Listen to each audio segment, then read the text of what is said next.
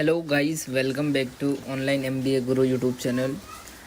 So guys, today we are going to discuss about important descriptive questions of management theory and practice subject. So as I have told you already in my previous videos, so इस channel पे मैं basically ऐसे videos upload करता हूँ जैसे कि जहाँ पे MCQs हो गए, डिस्क्रिप्टिव क्वेश्चंस हो गए, आपके इम्पोर्टेंट क्वेश्चन जो हो गए एग्ज़ाम्स के लिए आ सकते हैं, वो क्वेश्चन मैं यहाँ पे अपलोड करता हूँ। और वो सारे क्वेश्चन मैं खुद से कहीं से बना के नहीं डालता हूँ, सारे क्वेश्चन जो है ग्रुप में अपलोड किए जाते हैं। जो जिस पर्सन ने एग्ज़ाम्स दिए हैं वो क्वेश्चंस उनको जो भी आए वो ग्रुप में अपलोड करते हैं। एंड वहाँ से जो मैं है 150 क्वेश्चन में से फ़िल्टर आउट करके आपको 30 से 40 क्वेश्चन प्रेजेंट करता हूँ। एंड बाकी भी बहुत सारे क्वेश्चंस ऐसे मुझे मिलते रहते हैं, तो मैं कमेंट सेक्शन में ऐड कर दूँगा, आप चेक करते रहिएगा। एंड आप अगर खुद चाहे तो भी कमेंट में आपको जो क्वेश्चंस आए हैं वो अपलोड कर सकते हैं। So let's talk about the first question. The first question is difference between administrative and bureaucratic management. So यहाँ पे आपको एडमिनिस्ट्रेटिव और ब्यूरोक्रेटिक मैनेजमेंट के बीच में क्या डिफरेंस है उसके बारे में एक्सप्लेन करना है। एंड गाइज इसमें मैं कुछ 30 से 35 क्वेश्चंस के बारे में डिस्कस करूँगा। एंड उनमें से कुछ क्वेश्चंस का एक शॉर्ट ब्रीफ भी बताऊँगा ताकि आपको एक बेसिक आइडिया मिल सके। And the second question is explain advantage and disadvantages of matrix model. तो इसमें आपको मैट्रिक्स मॉडल के एडवांटेजेस एंड डिसएडवांटेजेस क्या है उसके बारे में बताना है।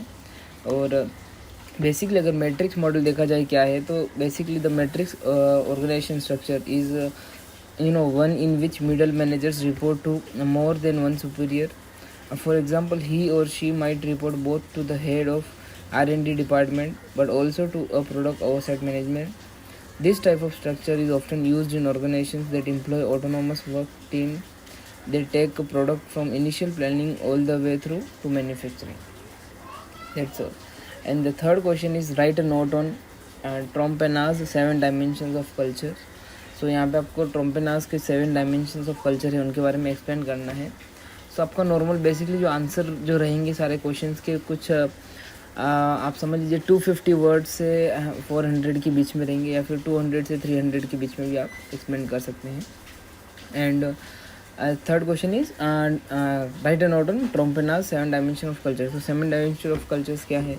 First one is universalism versus particularism. Second one is individualism versus communitarianism. Third one is specific versus diffuse. Fourth dimension is neutral versus emotional.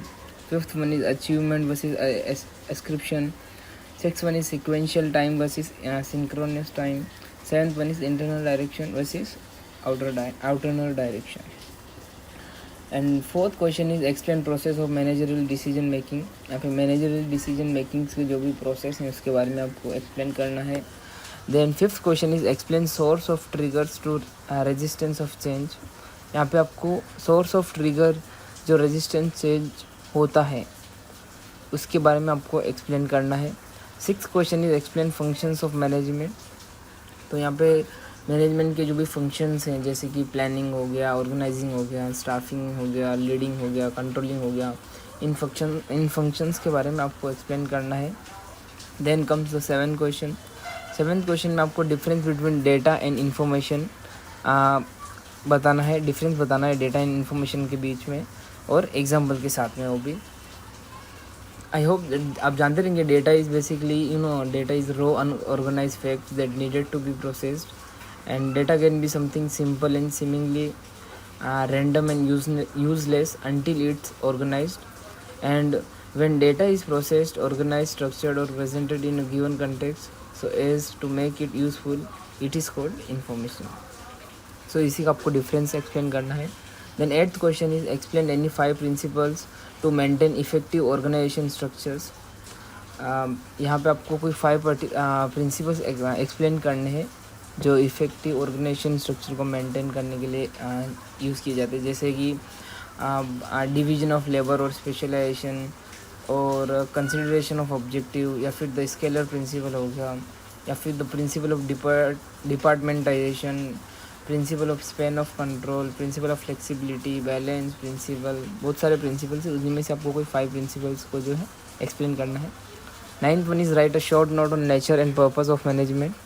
यहाँ पे आपको नेचर एंड पर्पस जो भी है मैनेजमेंट का उसके बारे में एक्सप्लेन करना है। Then next is 10th question, what is decision process, decision process के बारे में बताना है। Then 11th one is explain McClelland's need theory. So guys आप एक चीज़ ध्यान में रखिएगा कि आपको थेरीज जो भी हैं इस management theory and practice subject में, आपको कोशिश करने की जितने भी थेरीज हैं सारों को एक बार समझ लेना है। और उनका क्योंकि मतलब आप समझ लीजिए 100 में से 60 से 70% चांसेस है कि आपको कोई ना कोई थेरी के रिलेटेड क्वेश्चन आ सकता है। And then 12th question is explain Livingston theory, यहाँ पे भी इस थेरी का क्वेश्चन आया same. Then the 13th one is explain method of motivating group and explain in brief. So यहाँ पे आपको मेथड जो रहते हैं ग्रुप को मोटिवेट करने के लिए उनके बारे में एक्सप्लेन करना है। जैसे कि अगर कुछ एग्जांपल दूँ तो for example pay your people what they are worth, provide them with a pleasant place to work, offer opportunities for self development और foster collaboration with the team or encourage happiness, set clear goals. So there are lots of methods of motivating group. So आप उनमें से कोई भी explain कर सकते हैं। Then 14th one is discuss in detail the statement management is universal. So यहाँ पे आपको management is universal statement के बारे में आपको डिटेल में एक्सप्लेन करना है। Then 15th question is enlist the various measures to overcome the barriers of business communication. And then 16th question is MIS is composed of various of elements to help produce meaningful information. Explain these important elements of MIS. So यहाँ पे आपको MIS के बारे में explain करना है and MIS के various element जो हैं जो हेल्प करते हैं मीनिंगफुल इन्फॉर्मेशन प्रोड्यूस करने के लिए उनके बारे में एक्सप्लेन करना है। Then 17th one is explain various forces of management, management के जो वेरियस फोर्सेस हैं उनके बारे में एक्सप्लेन करना है। Then 18th one is what are factors influencing decision making. Then 19th one is roles and functions of leaders. यहाँ पे लीडर के जो भी रोल्स एंड फंक्शन होते हैं उनके बारे में एक्सप्लेन करना है। जैसे लीडर्स के जैसे क्या रोल्स एंड फंक्शन होते हैं, जैसे सेटिंग गोल्स हो गया, ऑर्गेनाइजिंग हो गया, टेक इनिशिएटिव्स हो गए, फिर cooperation among employees, motivation and direction to employees, policy making. There are lots of roles and function of leaders. तो आप इनमें से कोई भी एक्सप्लेन कर सकते हैं। Then next one is explain bureaucratic theory.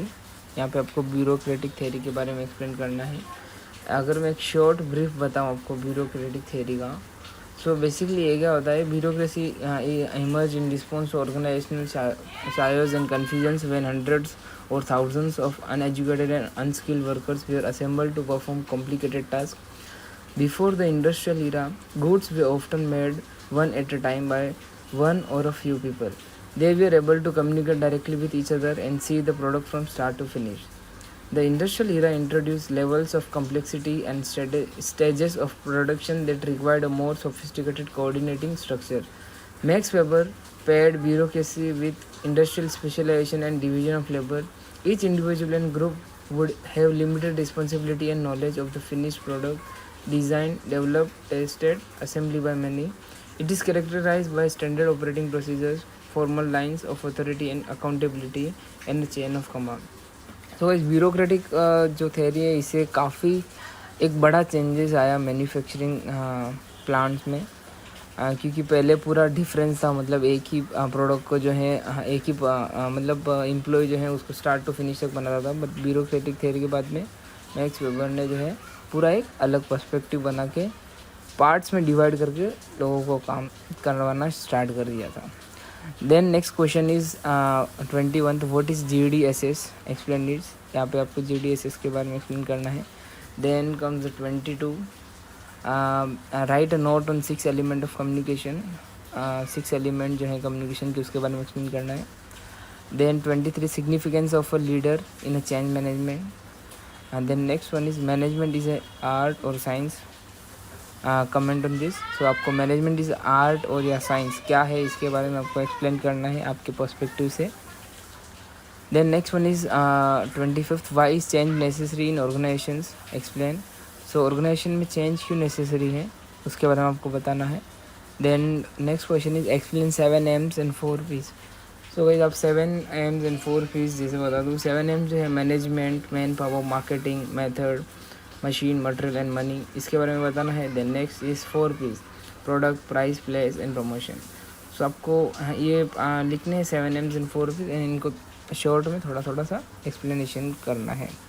Then next question is explain formal and informal communication with example. यहाँ पे आपको फॉर्मल एंड इनफॉर्मल कम्युनिकेशन को एक्सप्लेन करना है एग्जाम्पल के साथ में.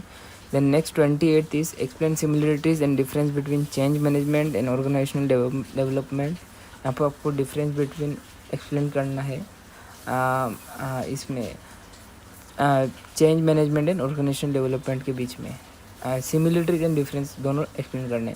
Then next 29th question is explain difference between centralisation and decentralisation. So यहाँ पे आपको सेंट्रलाइजेशन एंड डिसेंट्रलाइजेशन के बीच में क्या डिफरेंस एक्सप्लेन करना है. जैसे मैं एक शॉर्ट ब्रीफ बताऊँ तो centralization and decentralization are 2 modes of working in any organization. In centralization, there is a hierarchy of formal authority for making all the important decisions for the organization, and in the decentralization, decision making is left for the lower level of organizations. Then the last question is state responsibilities business has towards customers. सो मैं ये तो काफ़ी simple question है. सो guys आप खुद से भी explain कर सकते हैं. जैसे आप जानते रहेंगे कि एक क्या रिस्पॉन्सिबिलिटी रहती है बिजनेस या फिर किसी कंपनी की टूवर्ड्स कस्टमर, जैसे कि to supply better quality goods at right time और in reasonable price, and to provide after sale service on the basis of nature of the product, and to take necessary steps to improve quality. There are lots of responsibilities and needs to be have by businesses. So आप लिख सकते हैं उनको.